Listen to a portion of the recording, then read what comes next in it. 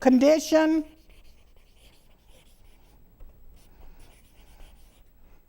control. Okay. All of these words, every single one of them, contriving, manipulating, coercing, influencing, conditioning, and controlling, they come from the word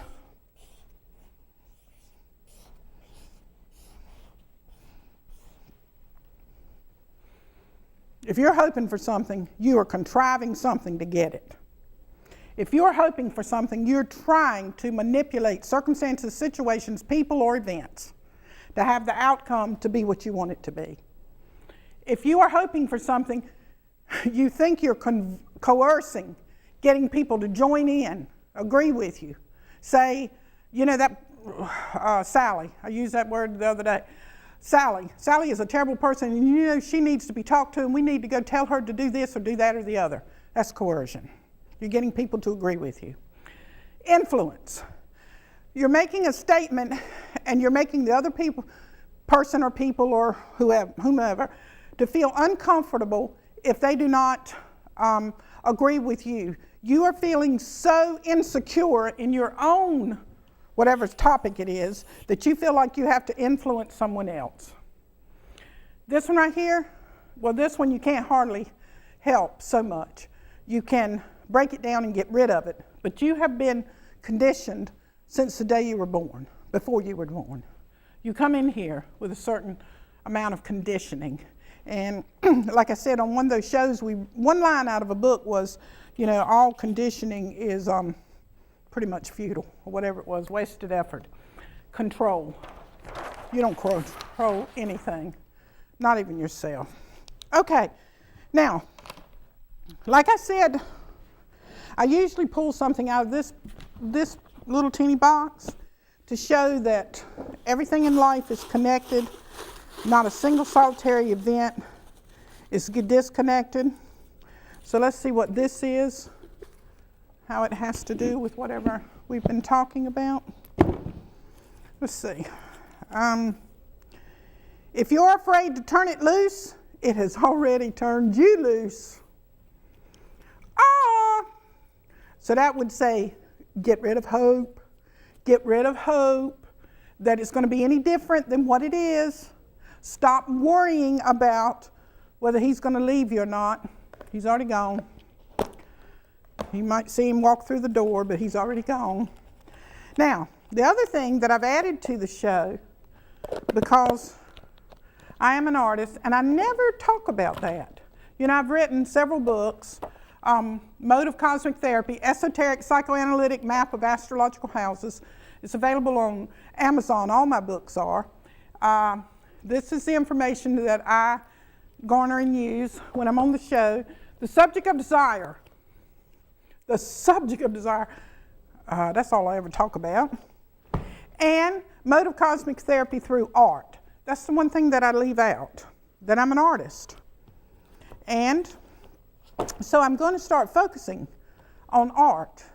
And if you go to the site, the website, like I said, you can take a glimpse of Mode of Cosmic Therapy. And what you do is, I have, golly, so many different pictures there, and you choose one. You just choose one, and then you'll look it up, and whatever that little paragraph is pertaining to you.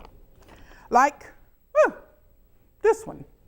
Let's see, Mitzi, what we have. This is a gorgeous, gorgeous piece right here. I think the name of this one, I don't have it on here, but I think this one is the Code of Entrance. I like that. What you're trying to do, Code of Entrance.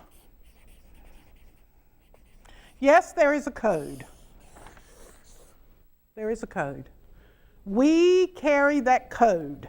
How is it discerned? How is that code to the entrance of ourselves obtained? You know, because if you know the, what's those things at school? The locker numbers? I mean, help me out here, Mitzi. What's the locks? Yeah, what are they called? Yeah, combination locks. Thank you, honey. What is the combination to the lock that can open up our locker? What is that combination? Do we have a code? Yes. Can we open it? Yes. Can we find out what that code is? Yes. Well, how do we do that? How do we find out what code we have? Well, you know, first of all, what I'm going to see. I got to see what this number is. I mean, what this nitrogen is. So we've got 9, 13, 18. How about that? Let me do it again. This is funny. 3, 6 is 9, 13. It is 18, Mitzi. So it's the moon. 9, 13, 18. Moon. What is the moon? The mother. Tells us a lot. I mean, a whole lot. And it's also psychological journey. That's our code. But anyway, here's how you get to the code. The code of yourself, so you can get on with the program.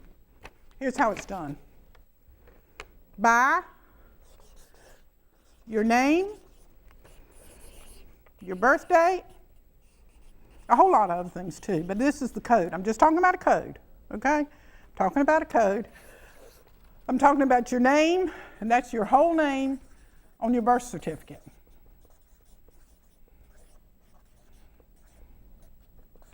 Okay? Because that didn't just come about. Let me see. Rachel, golly, Marie Sanders, whoever she is. All right? This is the beginning of her code, and she can break it down by using numerology. She'll have to go through it. Then she's born on a certain day. She's born on 2/14/1975. Okay? That's another code that she combines these two to find out her particular code. She will also include where she was born. That's very important, where she was born. That's part of it. It's not all of it, but you can start there if you're interested. If you don't, and you don't have to think there's anything to it. It can just entertain you. It does me. Let me see. You work so hard at trying to have the things the way you like them. You work so hard at trying to have the things the way that you like them. Order, punctuality, neatness, honesty, intelligence, and of course duty. All well and good. But whatever happened to originality, spontaneity, gaiety, wit, charm, capriciousness? Trying so hard to be good and kind, you end up being inconvenient and unnatural. Inconvenient. Inconvenient would mean you're doing things you don't want to do for reasons that you think are making you appear to be a good person. So you end up being inconvenient. Inconvenient. And I always think to yourself, inconvenient to yourself. See, because one of my most favorite sayings is, you got to be natural and convenient. And this is talking about being inconvenient and natural. So if you are inconvenient, you are not home. No matter if somebody's knocking on the door, you're not home. And no matter if you're responding to their questions and you're engaged in the conversation, you're not there. So you end up doing something like saying you want to go somewhere when you really don't, when some action you're going to do is going to show that you don't want to go. It's going to come out without you. You're inconvenient. And you're unnatural. And what in the world is worse than unnatural? Have you ever been around somebody that you didn't know what to say to them because there was some kind of energy emanating from them that put you off, that made you feel uncomfortable? and you couldn't you just didn't know how to bridge that gap. That's when somebody's being unnatural. They're not being themselves. They have assumed a role for so long, they don't even know they are. Let me see. You are by nature a shaker and a mover. You usually don't settle for status quo. That is unless you are doing something for ulterior motives. Belch. Give me a break. Stop being so cardboard and plastic in your actions. It certainly does not become you. We are talking about hope. Stop being so cardboard and plastic in your actions. It does not become you. What was that?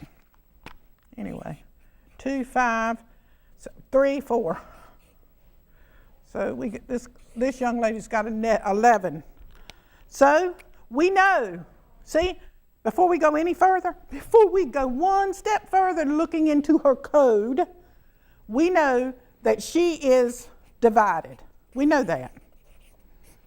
We also know that she has, she ain't gonna want to hear this, but she has voices, strong voices that speak to her or him, or in this case her, all the time, because her sense of futility is a little grander than the rest of people's. Their sense of futility is a little bit more grand than the rest of people, because they can see through things without all of the hoopla, but they usually end up joining the crowd and doing something that is totally unnatural. Here it is. Unnatural and inconvenient. So they end up being a cardboard copy instead of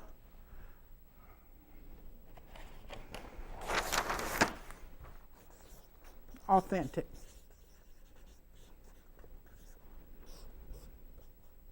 Well, is that what it was, 11? 11, she was 11. Okay, maybe I can go ahead and take it a little further. I don't like this one either. Didn't show up good. Okay, what was her name? Rachel? Let's do Rachel first. Rachel. So we got a 9, 1, 3, 8, 5, 3. We got a 6, 12, 23. Oh no! Look here, I'm not saying oh no, because it's wonderful if she's willing to delve into and find out her code of entrance. It's wonderful. 12, 23, and 6. She's got a 29, 11. This young lady needs some deep investigation in order to understand why, like Paul said, I don't do the things I'm supposed to do, and the things I want to do, I don't do. This girl is doubly divided, unsure, and easily influenced. Remember always with this number, easily influenced, which could bring some problems with the law. It would certainly bring problems with the mother, because the mother is the leading influence in a child's life, and so there's going to be rebellion there, because she's trying to be her own person, and yet she wants to please, okay? Because remember when I said the number 2 was a peacemaker? Well, 11 is the higher vibration of 2.